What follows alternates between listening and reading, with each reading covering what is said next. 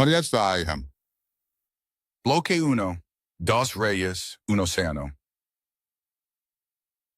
Hubo un momento, en algún punto oscuro de la historia del océano, en que dos criaturas perfectas comenzaron a compartir el mismo agua. Y desde ese instante, nada volvió a ser lo mismo. El Pacífico amanece gris. No hay horizonte visible. El cielo y el mar se funden en una misma masa de plomo húmedo, y la niebla se arrastra sobre la superficie como si el océano respirara. El agua está fría. A 4 metros de profundidad, la luz desaparece casi por completo. No hay sonido que un ser humano pueda escuchar, pero el agua vibra con frecuencias que van más allá de nuestros sentidos. Algo se mueve allí abajo. Algo lleva moviéndose en esas aguas desde antes de que los dinosaurios pisaran la tierra. El gran tiburón blanco existe desde hace 300 millones de años. 300 millones. Para comprender esa cifra, hay que pensar que los primeros dinosaurios aparecieron hace apenas 230 millones de años, que los árboles con flores, que hoy cubren cada continente, no existían cuando el tiburón ya cazaba, que los Alpes, los Andes, el Himalaya, todas esas montañas que parecen eternas, aún no habían comenzado a formarse cuando el tiburón ya era el señor del mar. 6 metros de longitud, 1.100 kilogramos de músculo, cartílago y mandíbula. Un cuerpo diseñado por la evolución con una precisión que ningún ingeniero humano ha podido igualar. Hidrodinámico, silencioso, letal desde el primer centímetro hasta el último. El tiburón blanco es la prueba de que la naturaleza, cuando encuentra una solución perfecta, no la cambia. 300 millones de años después, el diseño es prácticamente el mismo. No necesitó evolucionar más. Ya era perfecto. Pero la perfección tiene un enemigo. La orca emergió en los mares hace apenas 11 millones de años. En la escala de tiempo de la vida oceánica, eso es ayer. Un parpadeo. Una fracción diminuta de la historia del tiburón. Y sin embargo, en ese tiempo geológicamente breve, la orca no solo aprendió a sobrevivir, aprendió a dominar. 8 metros de longitud, 6.000 kilogramos de masa muscular, distribuida en un cuerpo que combina la velocidad de un torpedo con la agilidad de un bailarín. La orca no es lo que los humanos llamaron durante siglos una ballena asesina. Ese nombre es un error, un malentendido que dice más sobre el miedo humano que sobre la naturaleza de la criatura. La orca es el miembro más grande de la familia de los delfines. Y los delfines son, junto a los primates y los humanos, los seres más inteligentes que la evolución ha producido en este planeta. Piénsalo. Un delfín gigante, de 6 toneladas, con un cerebro más grande que el tuyo en términos proporcionales, capaz de planear, comunicarse y cooperar con una sofisticación que los científicos apenas están comenzando a comprender. Eso es la orca.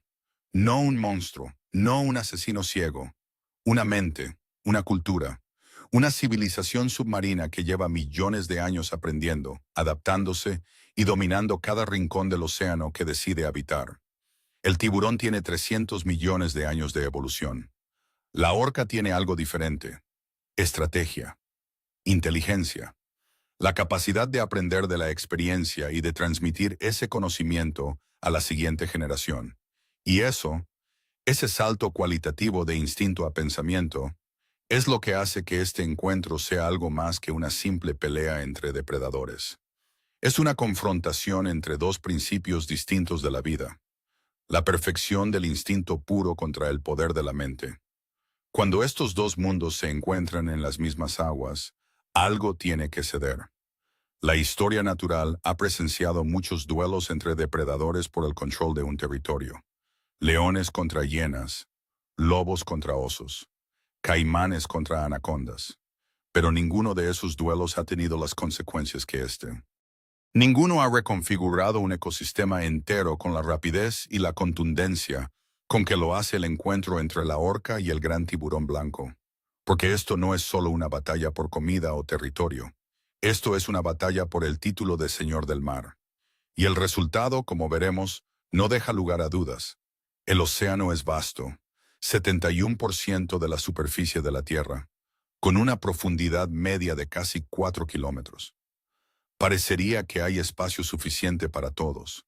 Parecería que dos depredadores, por enormes y letales que sean, podrían coexistir sin problemas en un espacio tan inmenso.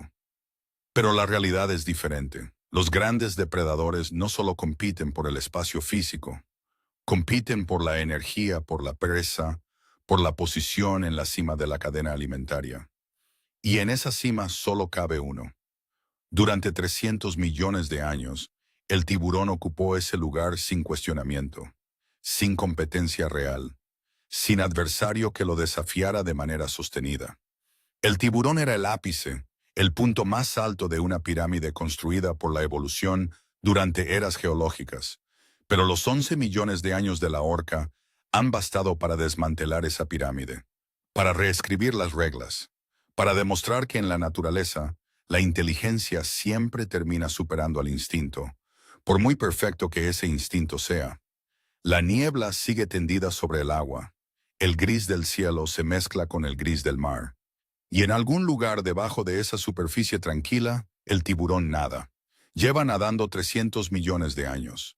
Pero esta mañana, algo en el agua ha cambiado. Una frecuencia, una vibración, un sonido que viene de lejos pero se acerca con una claridad imposible de ignorar. El tiburón lo percibe. Y por primera vez en 300 millones de años de historia, siente algo que ningún depredador debería sentir. Siente que el océano ya no le pertenece. Nirodhan. Tiburón, 300 millones de años de perfección. Antes de que existiera la hierba, antes de que las flores cubrieran los continentes, antes de que el primer reptil arrastrara su cuerpo sobre tierra firme, el tiburón ya cazaba en el mar. Esta no es una metáfora ni una exageración poética. Es un hecho geológico registrado en millones de fósiles distribuidos por todos los continentes del planeta. El tiburón es, sin discusión posible, la criatura viviente más antigua con un diseño corporal reconocible. Y ese diseño no cambió porque no necesitó cambiar, porque era, y sigue siendo, perfecto. Para comprender lo que es un gran tiburón blanco, hay que desprenderse de todas las imágenes del cine, de todos los mitos y leyendas que los seres humanos construyeron alrededor de esta criatura durante siglos de miedo y fascinación. Hay que verlo como lo que es, una obra maestra de la ingeniería evolutiva, un instrumento de precisión cincelado por 300 millones de años de presión selectiva, de prueba y error, de extinción y supervivencia. Cada centímetro de su cuerpo tiene una función. Cada rasgo anatómico es la respuesta perfecta a un desafío específico del entorno marino. Comenzando por la piel del tiburón blanco está cubierta por millones de pequeñas escamas dérmicas llamadas dentículos cutáneos. No son escamas planas como las de un pez ordinario. Son proyecciones en forma de dientes, orientadas hacia la cola, que reducen la turbulencia del agua alrededor del cuerpo cuando el tiburón nada. El resultado es una hidrodinámica tan eficiente que los ingenieros aeronáuticos han estudiado la piel del tiburón para diseñar superficies más eficientes en aviones y trajes de natación olímpica. Lo que la naturaleza tardó 300 millones de años en perfeccionar, la tecnología humana lleva décadas intentando imitar. Luego están los sentidos. El tiburón blanco posee 6 sentidos, no 5. Los 5 habituales, vista, oído, olfato, tacto, gusto, están todos presentes, pero llevados a extremos que un ser humano no puede imaginar. El olfato del tiburón es capaz de detectar una sola parte de sangre en 1 millón de partes de agua. Eso equivale a percibir una gota de sangre disuelta en una piscina olímpica. El sistema auditivo del tiburón puede captar infrasónidos, vibraciones de baja frecuencia generadas por los movimientos erráticos de una presa herida, desde varios kilómetros de distancia. La línea lateral, un sistema de canales que recorre todo el cuerpo del tiburón a ambos lados, detecta los cambios mínimos de presión en el agua, permitiendo al tiburón sentir físicamente los movimientos de cualquier objeto vivo en su proximidad, incluso en completa oscuridad. Y luego está el sexto sentido, las ampollas de Lorenzini. Son pequeños poros distribuidos por el hocico del tiburón que contienen una sustancia gelatinosa capaz de detectar campos electromagnéticos. Cada animal vivo genera un campo eléctrico a través de la actividad de sus músculos y su corazón. El tiburón puede sentir ese campo directamente. Puede encontrar una presa enterrada bajo la arena del fondo marino, siguiendo únicamente la señal eléctrica de su corazón. Es una forma de percepción que no tiene equivalente en el mundo humano. No hay tecnología que lo replique con la misma sensibilidad. La boca. Ahí está el argumento definitivo. El gran tiburón blanco tiene entre 300 y 350 dientes en cualquier momento dado, distribuidos en varias hileras. Los dientes de la primera hilera son los funcionales, los que cortan y desgarran.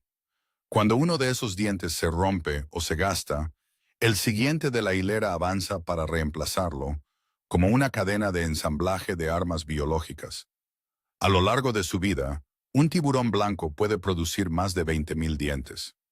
La fuerza de la mordida ha sido medida en estudios de biomecánica, hasta 18.000 newtons de fuerza, lo que equivale a una presión de aproximadamente 1,5 toneladas a 2 toneladas por centímetro cuadrado.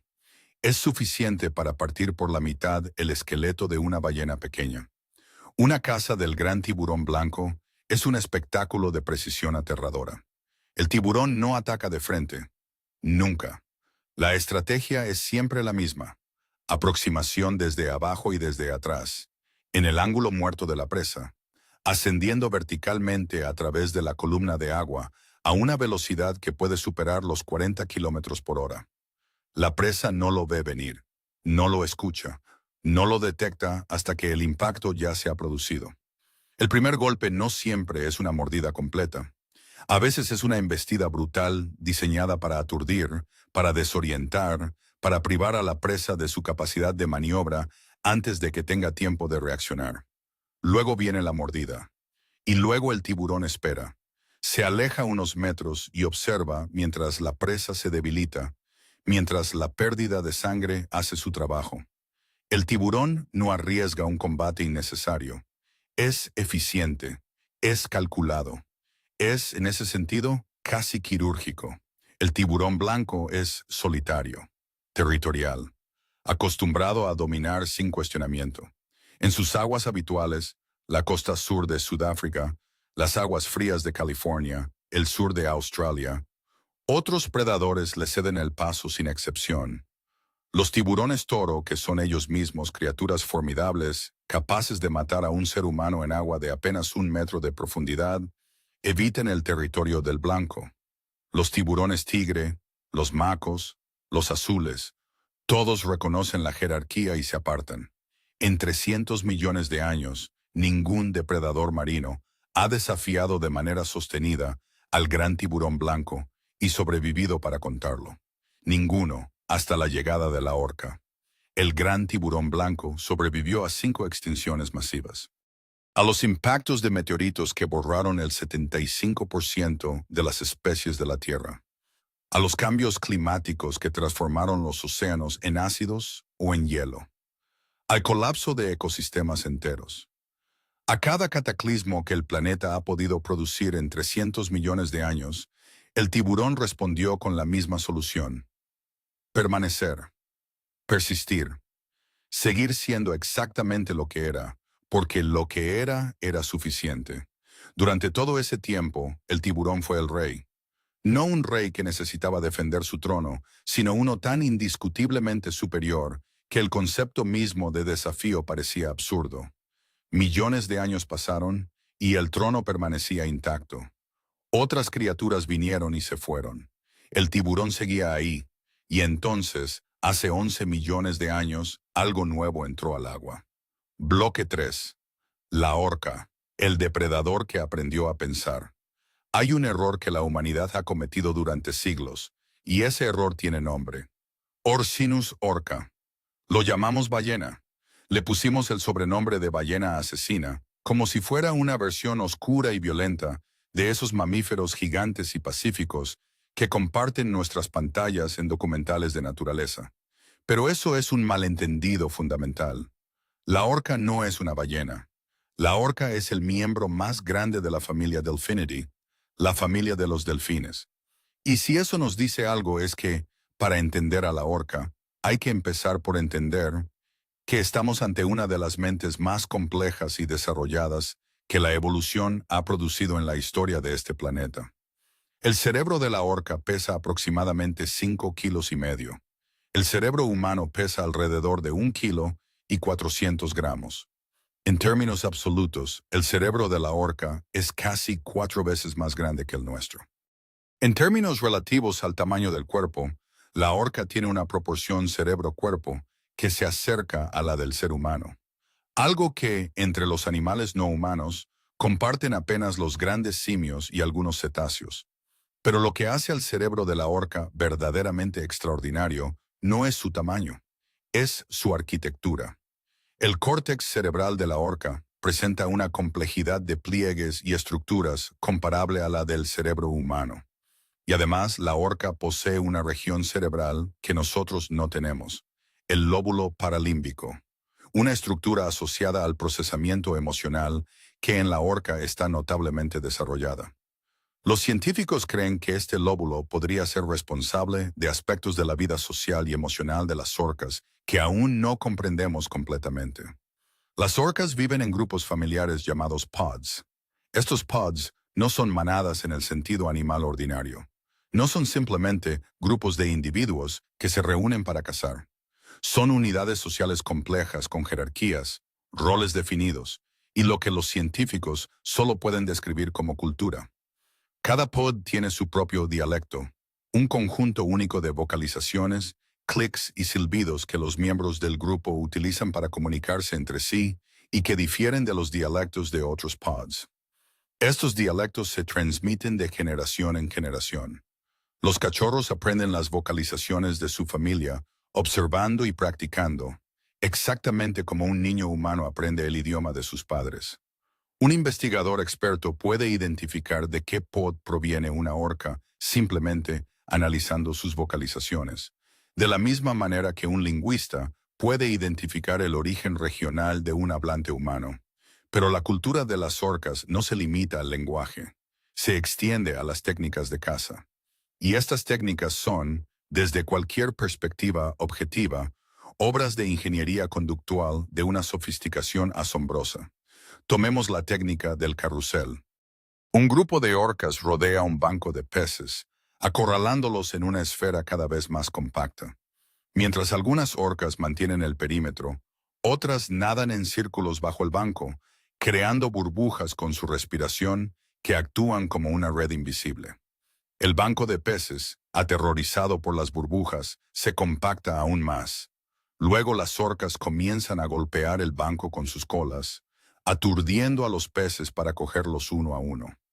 La operación requiere coordinación perfecta entre docenas de individuos, comunicación en tiempo real, y la capacidad de cada miembro del grupo de ajustar su comportamiento al de los demás instantáneamente. Luego está la técnica del varado. En las costas de la Patagonia Argentina, las orcas han desarrollado una estrategia sin paralelo en el reino animal. Se lanzan deliberadamente a la orilla de la playa para capturar lobos marinos y elefantes marinos que reposan en tierra. El animal que entra en el agua se convierte en presa antes de poder escapar. Esta técnica es tan peligrosa, una orca que queda varada en la playa puede morir si no logra regresar al agua, que requiere un entrenamiento específico. Las madres llevan a sus cachorros a la orilla durante años, en aguas poco profundas, practicando la aproximación y el retorno al agua antes de intentar la técnica real. Esto es enseñanza. Esto es pedagogía. No instinto transmitido genéticamente, sino conocimiento construido y transmitido voluntariamente de una generación a la siguiente. Y luego está la técnica de la ola. Varias orcas nadan en paralelo, creando una ola sincronizada que arroja a su presa, una foca, un pingüino, fuera de un témpano de hielo flotante. La precisión temporal requerida para que esa ola tenga el tamaño y la dirección correctos exige que cada orca sepa exactamente qué están haciendo las demás y ajuste su propio movimiento en consecuencia. Los investigadores que observaron esta técnica por primera vez tardaron en creer lo que veían. Las orcas no solo cazan con inteligencia, Viven con profundidad emocional. Cuando una orca muere, los miembros de su pod permanecen junto al cuerpo durante días. Se registraron casos de madres que llevaron el cadáver de su cría sobre el dorso durante más de 2 semanas, sin soltarlo, negándose a abandonarlo. Los investigadores llaman a esto comportamiento de duelo. La denominación es cuidadosa y científicamente conservadora, porque los científicos saben que proyectar emociones humanas sobre animales es un error metodológico. Pero la conducta en sí misma, la persistencia, la ritualidad, la aparente negación de la pérdida, es difícil de explicar de otra manera. Las orcas tienen nombres, no en el sentido de etiquetas asignadas desde fuera, sino en el sentido de que cada individuo produce una vocalización única y característica, un silbido de firma, que los otros miembros del pod utilizan para referirse específicamente a ese individuo. Cuando una orca llama a otra por su nombre, esa otra responde. Este es uno de los sistemas de comunicación individual más sofisticados documentados fuera de la especie humana. Se han documentado orcas que cazan ballenas azules, el mayor animal que ha existido en la historia de la Tierra, con hasta 30 metros de longitud y 150 toneladas de masa. Una orca sola pesa 6 toneladas. Pero un pod de orcas puede derribar una ballena azul mediante tácticas de acoso y agotamiento coordinadas que pueden durar horas. La ballena azul no puede escapar porque en cuanto acelera para alejarse, las orcas relevan a las que persiguen y envían nuevas a la delantera. Es un relay, una maratón.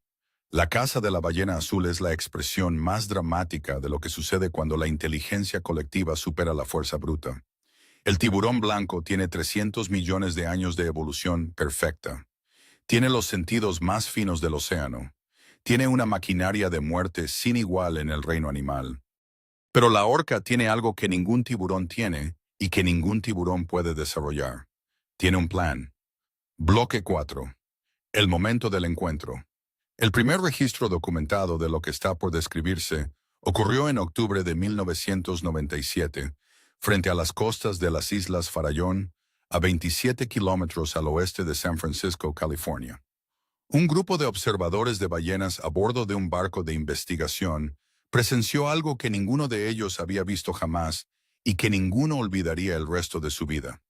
Dos orcas, que los investigadores ya conocían y habían bautizado como Port y Starboard, por sus aletas dorsales dobladas en direcciones opuestas, rodearon a un gran tiburón blanco de aproximadamente 3 metros de longitud.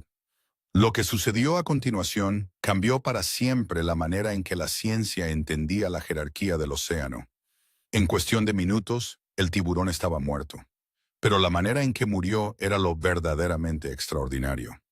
Una de las orcas lo abordó de costado, lo maniobró con una precisión que parecía casi quirúrgica y logró voltear al tiburón completamente patas arriba. Lo que los observadores no podían saber en ese momento, y lo que la ciencia explicaría después, es que existe un fenómeno en la biología de los tiburones llamado inmovilidad tónica. Cuando un tiburón es colocado en posición invertida, con el vientre hacia arriba, entra en un estado de parálisis total. Los músculos se relajan, los movimientos cesan. El tiburón queda inmóvil, incapaz de nadar, incapaz de luchar, suspendido en un letargo que los científicos aún no comprenden del todo, pero que puede durar desde minutos hasta casi un cuarto de hora. Los tiburones que son manipulados por investigadores en el laboratorio entran en inmovilidad tónica cuando son suavemente girados sobre su espalda. La orca lo sabía, o lo había descubierto. Quizás a través de prueba y error en algún encuentro anterior que nadie presenció. Quizás a través del aprendizaje de otra orca más vieja que lo había descubierto antes. Lo que importa es que lo sabía, y lo utilizó. Con el tiburón paralizado, la segunda orca se acercó al abdomen de la víctima. El hígado del gran tiburón blanco es uno de los órganos más extraordinarios del reino animal. Puede llegar a representar el 25% del peso corporal total del tiburón. En un ejemplar de 500 kilos, el hígado puede pesar más de 100 kilos. Está repleto de escualeno, un aceite de densidad muy inferior al agua que mantiene al tiburón en flotación neutra sin esfuerzo muscular. y está repleto de calorías. Miles de calorías concentradas en un paquete de grasa densa y rica en lípidos. Para la orca, el hígado del tiburón es el premio, el filete, lo que hace que el esfuerzo de la caza valga la pena. La orca realizó una incisión precisa en el vientre del tiburón y extrajo el hígado entero. No lo desgarró, no lo destrozó. Lo extrajo con una eficiencia que los investigadores que examinaron los cadáveres posteriores describirían repetidamente con una sola palabra: quirúrgica. El hígado fue consumido. El resto del tiburón fue abandonado. La escena completa duró menos de 15 minutos desde el primer contacto hasta el final. Port y Starboard se alejaron como si nada de particular hubiera sucedido. En 2017, la costa de Gansbaai, en Sudáfrica, una de las regiones con mayor densidad de tiburones blancos del mundo, conocida entre los buceadores como la jaula de los tiburones, amaneció con algo inesperado en sus playas: 5 grandes tiburones blancos varados, muertos, cada uno de ellos con el flanco izquierdo abierto con precisión, cada uno de ellos sin hígado, algunos también sin corazón, sin mandíbulas. Las incisiones eran demasiado limpias para ser obra de humanos, demasiado consistentes para ser accidentales. Los científicos convocados para examinar los cadáveres llegaron a la misma conclusión en todos los casos: orcas. Lo que sucedió después fue tan extraordinario como la matanza misma. En los días siguientes a los varamientos, los investigadores que monitorizaban a la población de tiburones blancos de la región mediante marcadores de seguimiento satelital observaron algo sin precedentes. Los tiburones comenzaron a moverse. No a migrar en el sentido ordinario del término, con la lentitud y la gradualidad característica de los movimientos estacionales de los depredadores. Se marcharon rápido, con urgencia, con lo que en un mamífero habría que llamar pánico. En el lapso de 72 horas, la zona de Gansbaai, una de las más ricas en tiburones del planeta, donde en cualquier momento normal podían encontrarse docenas de ejemplares, quedó completamente vacía. Los registros de avistamiento de tiburones, que normalmente producían decenas de observaciones cada semana, cayeron a cero. Los operadores de turismo de buceo con tiburones, cuyo negocio dependía de la presencia constante de estos animales, vieron cómo su sustento desaparecía de la noche a la mañana. Los tiburones no volvieron a esas aguas durante meses. El océano sintió el cambio antes que los científicos lo documentaran. Los cardúmenes de peces medianos, que normalmente evitaban las áreas frecuentadas por tiburones blancos, comenzaron a aparecer en zonas antes vedadas para ellos. Las rayas, que los tiburones regulaban mediante predación, empezaron a verse en mayor número. El ecosistema, privado de su regulador histórico, comenzó a oscilarse en sus parámetros. Todo porque 2 orcas habían decidido que esa costa era ahora su territorio. Y aquí es donde la historia se vuelve más inquietante que cualquier película de terror submarino. Porque los tiburones no huyeron porque vieron a las orcas. Muchos de ellos, según los datos de rastreo, huyeron sin haber tenido contacto directo con ninguna orca. Huyeron porque olieron algo. Porque las orcas no solo mataron a los tiburones, dejaron sus restos en el agua. Y los compuestos químicos liberados por los cuerpos de los tiburones muertos, procesados y parcialmente consumidos por las orcas, actuaron como una señal de alarma química de alcance extraordinario. Los tiburones en áreas adyacentes recibieron ese mensaje químico y respondieron con la única reacción evolutivamente sensata: marcharse. Si estás viendo esto desde el principio y aún no has suscrito a este canal, este es el momento, porque lo que acabas de ver es solo el comienzo. En los próximos bloques vamos a explorar la neurociencia del miedo en los tiburones, la inteligencia de las orcas desde una perspectiva científica rigurosa, y lo que está pasando frente a las costas de Europa ahora mismo con comportamientos de orcas que nadie sabe cómo interpretar. Suscríbete. No querrás perderte lo que viene. Esto no es solo depredación, esto es dominio. Esto es una criatura que no solo elimina a sus rivales, los aterroriza, los expulsa, reescribe el mapa del poder oceánico en tiempo real. El tiburón blanco, el señor indiscutido del mar durante 300 millones de años, huye. no porque haya perdido una batalla, sino porque ha comprendido, con la precisión del instinto más antiguo del mundo, que en ese agua ya no manda él. Bloque 5. La ciencia detrás del miedo. El miedo tiene química, tiene moléculas, tiene firmas biológicas que los instrumentos científicos pueden detectar, medir y analizar con la misma objetividad con que se mide la temperatura o la presión. Y cuando los investigadores comenzaron a estudiar la respuesta de los grandes tiburones blancos a la presencia de las orcas, lo que encontraron en esas moléculas redefinió la comprensión científica de lo que significa ser un depredador en el mundo moderno. En el Point Reyes National Seashore de California, frente a las Islas Farallón, las mismas donde Port y Starboard protagonizaron el primer encuentro documentado, un equipo de investigadores del Monterey Bay Aquarium y de la Universidad de California lleva décadas monitorizando la población de grandes tiburones blancos mediante marcadores de seguimiento acústico y satelital. Los datos que han acumulado constituyen uno de los conjuntos de información más ricos sobre el comportamiento del gran tiburón blanco en libertad. Y dentro de ese conjunto, hay una señal que se repite con una consistencia que los investigadores calificaron en un primer momento de imposible.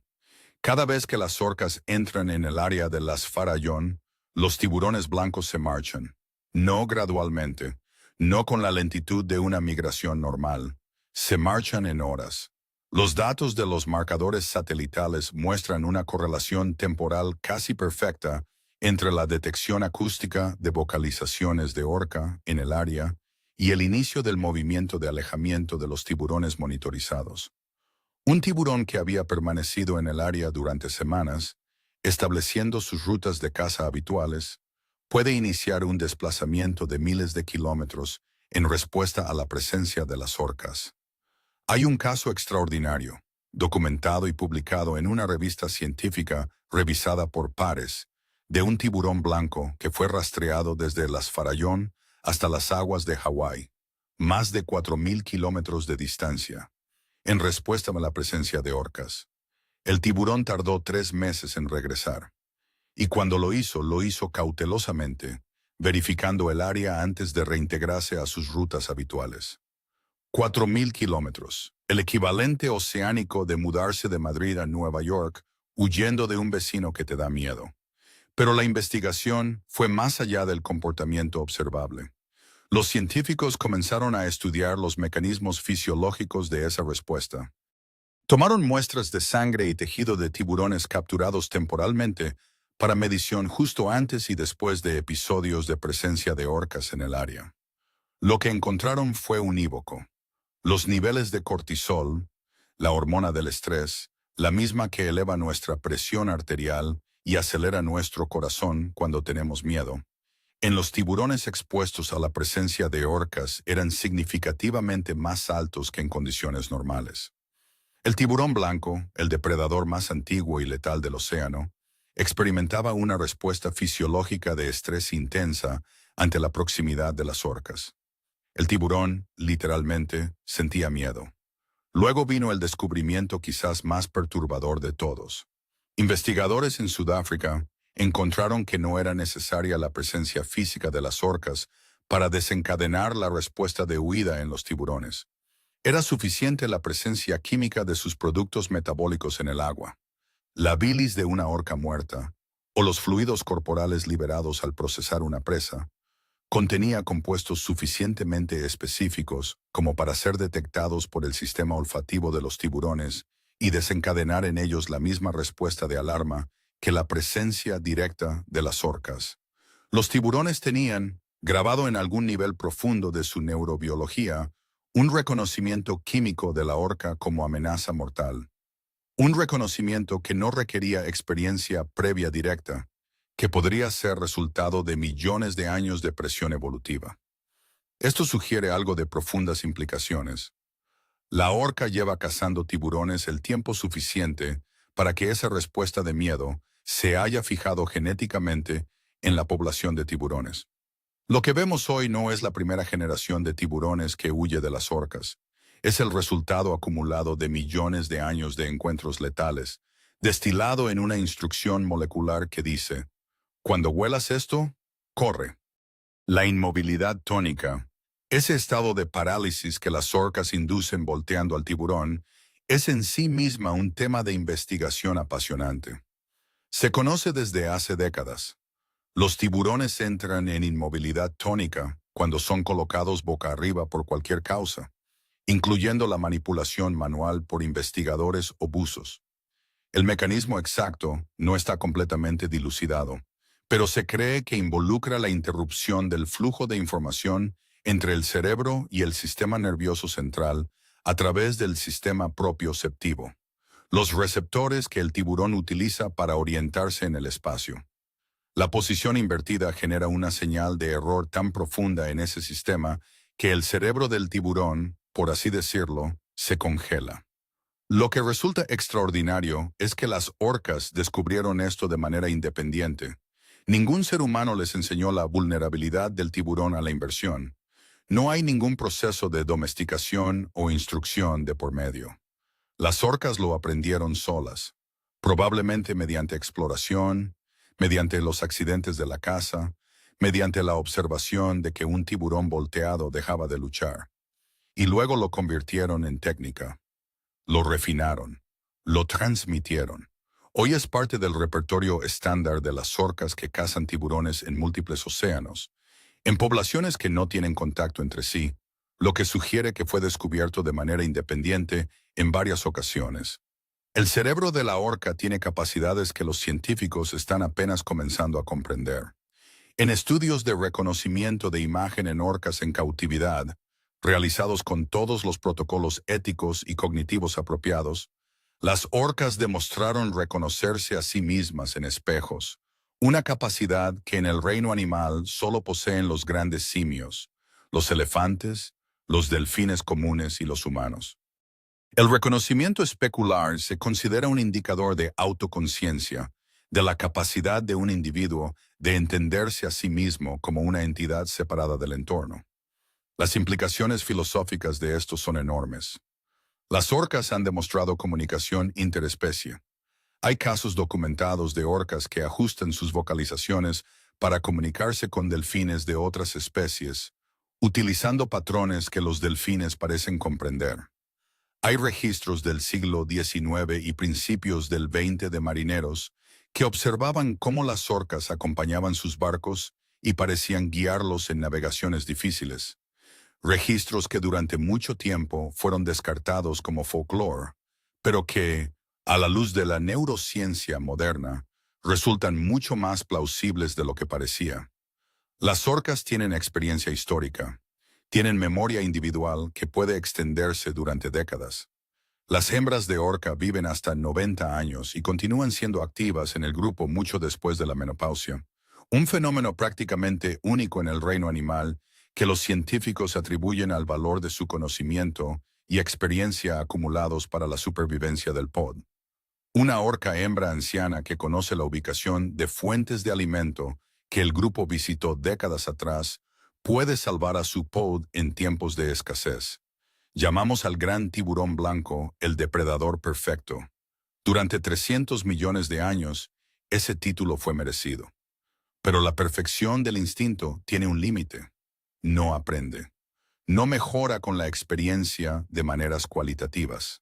El tiburón de hoy caza igual que el tiburón de hace 10 millones de años, porque el instinto no tiene versiones actualizadas. La orca, en cambio, está en constante revisión de su propio código de conducta. Aprende, adapta, innova. El gran tiburón blanco es la perfección del ayer. La orca es la perfección del mañana. Bloque 6. ¿Quién domina realmente el océano? Volvamos al principio, a la niebla sobre el Pacífico, a la mañana gris en que el cielo y el mar son indistinguibles, a las aguas frías donde, hace apenas unas horas, un gran tiburón blanco trazaba sus rutas de caza con la seguridad de quien lleva 300 millones de años siendo el dueño de este espacio. Esa mañana ya pasó. El tiburón se ha ido. El agua está quieta, vacía. Y esa quietud dice más que cualquier batalla podría decir. La ausencia del tiburón no es solo la ausencia de un predador. Es el colapso de un equilibrio.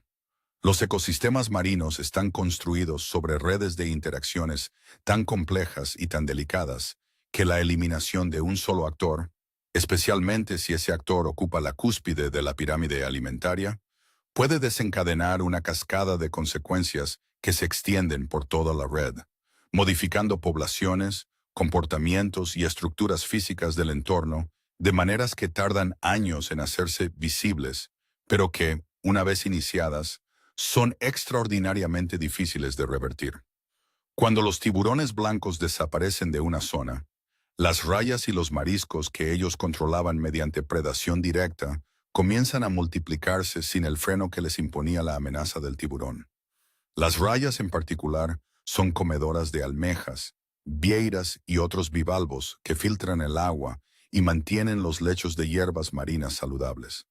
Sin el control de las rayas, los lechos de hierbas marinas colapsan. Sin las hierbas marinas, los criaderos de peces jóvenes desaparecen. Sin criaderos, las poblaciones de peces adultos decaen. La cadena de consecuencias se extiende desde el vértice hasta la base de la pirámide en un proceso que los ecólogos llaman cascada trófica, y que en términos visuales puede describirse como ver un edificio derrumbarse capa por capa desde la última planta. El tiburón blanco no era solo un depredador, era un arquitecto del ecosistema, un regulador, la pieza que mantenía en equilibrio todo el sistema. Y esa pieza fue movida, no por la mano humana, esta vez, sino por algo que surgió del propio océano, algo más antiguo de lo que el ser humano alcanza a imaginar en términos de inteligencia, pero más joven que el tiburón en términos evolutivos. La orca no solo cazó al tiburón, rehizo el océano. Los seres humanos pasamos décadas temiendo al animal equivocado. Construimos toda una mitología cultural sobre el gran tiburón blanco. Lo pusimos en películas de terror que generaron uno de los miedos irracionales más extendidos de la historia moderna. Lo estudiamos, lo admiramos, lo temimos con una intensidad casi religiosa. Construimos jaulas para meternos en su territorio. Lo pusimos en carteles, en camisetas, en videojuegos. El tiburón blanco era nuestra imagen favorita del peligro marino, el monstruo perfecto de nuestras pesadillas acuáticas. Mientras tanto, la orca nos observaba desde la superficie, desde muy cerca, muchas veces, con esos ojos oscuros que miran con una intensidad que los investigadores describen repetidamente como desconcertante. Los marineros que trabajaban en los mares del norte tenían historias de orcas que seguían sus barcos durante días, que aparecían en los momentos más difíciles de la navegación, que parecían en la descripción de esos hombres que en general no eran dados a la fantasía poética, estar prestando atención, calculando, evaluando. ¿Qué estaban midiendo exactamente? Quizás aún no tenemos instrumentos para saberlo. En 2020, algo empezó a ocurrir frente a las costas de la península ibérica, que desde entonces no ha dejado de crecer y de complicarse. Las orcas del Atlántico. Un pod relativamente pequeño de unas 46 orcas conocidas individualmente, que viven en las aguas del estrecho de Gibraltar y las costas de Portugal y España, comenzaron a interactuar de maneras nunca antes documentadas con los barcos de vela que cruzan esas aguas. La interacción no consistía en aproximarse curiosamente al casco, ni en seguir las estelas, ni en los comportamientos que los cetáceos muestran habitualmente cerca de embarcaciones. Consistía en morder los timones, en embestir los cascos, en hundirlos. Entre 2020 y 2023, las orcas atlánticas atacaron más de 500 embarcaciones de vela frente a las costas de España y Portugal. 57 barcos fueron hundidos o quedaron con daños estructurales graves en ese periodo. Los patrones son consistentes. Las orcas se dirigen específicamente al timón, que es la pieza más vulnerable de la parte inferior del casco de un velero. La mastican, la sacuden, la empujan hasta romperla o arrancarla. Con el timón destruido, el barco pierde el gobierno y queda a la deriva. Sin ayuda, se hunde. Los científicos llevan años debatiendo qué significa este comportamiento y no han llegado a un consenso. Algunas hipótesis lo describen como juego, Los jóvenes de la especie practican técnicas de interacción con objetos grandes y móviles, y los timones ofrecen una resistencia y unas vibraciones interesantes para un animal curioso. Otros investigadores señalan que el comportamiento fue iniciado por una hembra adulta llamada White Gladys, conocida por los investigadores que la llevan monitorizando años, que parece haber sufrido un trauma físico en un encuentro con una embarcación en el pasado. Y lo que resulta más inquietante de esta hipótesis es su implicación. Si White Gladys enseñó este comportamiento a su pod, y el pod lo está transmitiendo a los jóvenes, estamos ante la propagación cultural de una conducta agresiva hacia los humanos. No instintiva, aprendida, deliberada. Transmitida. El comportamiento ya se ha extendido a pods que no tienen contacto habitual con el pod original. Las orcas del estrecho de Gibraltar han sido observadas interactuando con orcas del Atlántico Norte en los últimos años. ¿Está el comportamiento pasando de pod en pod? ¿Se está convirtiendo en parte del repertorio cultural de más de una población de orcas en el Atlántico? Los datos disponibles aún no permiten una respuesta definitiva, pero la tendencia es inquietante. No sabemos lo que la orca está llegando a ser, y esa frase, escrita con todas sus implicaciones, debería hacernos reflexionar. La orca ya era, antes de estos eventos, el predador más inteligente y poderoso del océano. Ya había demostrado capacidades cognitivas que obligan a los científicos a replantear los límites de la inteligencia no humana. Y ahora está demostrando algo más: la capacidad de innovar comportamientos en respuesta al mundo que cambia a su alrededor, incluido el mundo que los humanos están construyendo en el océano. La evolución no se detuvo, nunca se detiene. El tiburón blanco creyó que su perfección era permanente y descubrió que el tiempo tiene siempre otro as en la manga. Las extinciones masivas que el tiburón sobrevivió lo hicieron gracias a la estabilidad de su diseño. Pero la estabilidad no es lo mismo que la adaptabilidad. El tiburón sobrevivió porque nada lo desafiaba lo suficiente como para requerir un cambio. La orca lo desafía. Y el tiburón, por primera vez en 300 millones de años, no sabe cómo responder a ese desafío porque el desafío no es de fuerza, es de pensamiento. El océano tiene 3.800 millones de años. En ese tiempo, los predadores han aparecido y desaparecido en oleadas. El megalodón, el tiburón más grande que haya existido, de 18 metros de longitud con dientes del tamaño de una mano humana, se extinguió. El Liopleurodon, el pliosauro, el mosasaurio, todas esas criaturas que hicieron del Cretácico un lugar de pesadilla, desaparecieron. Los reinos del océano siempre han sido temporales. Siempre ha habido un siguiente, un más allá. Hoy el océano pertenece a la orca. Mañana, no lo sabemos. La historia natural no tiene páginas en blanco, pero tampoco tiene final predeterminado. Lo único cierto es que el proceso continúa, que la vida sigue explorando sus posibilidades con una creatividad que ninguna mente humana puede anticipar completamente, que cada vez que pensamos que entendemos las reglas del juego, el océano nos recuerda que las reglas siempre pueden cambiar. La niebla sobre el Pacífico se levanta lentamente. La luz de la mañana comienza a penetrar el agua en rayos oblicuos de verde y azul. En algún lugar debajo de esa superficie que ahora brilla como un espejo roto, algo nada, algo piensa, algo planifica. La criatura más inteligente del océano no tiene escamas, ni dientes de repuesto, ni ampollas de Lorenzini. Tiene memoria, cultura y estrategia. Tiene vínculos familiares que duran décadas. Tiene dialectos y nombres y rituales de duelo. Tiene la capacidad de aprender de sus errores y de enseñar sus victorias a la siguiente generación. Lo más peligroso del océano no son sus dientes. No es su velocidad, ni su fuerza, ni sus millones de años de evolución perfecta. Lo más peligroso del océano es su inteligencia. En el océano, el verdadero depredador no es el más rápido, ni el más feroz. Es el que piensa. ¿Crees que la orca es el depredador más peligroso del océano? ¿O hay algo que aún no conocemos? Déjanos tu opinión en los comentarios. Cada respuesta nos sorprende.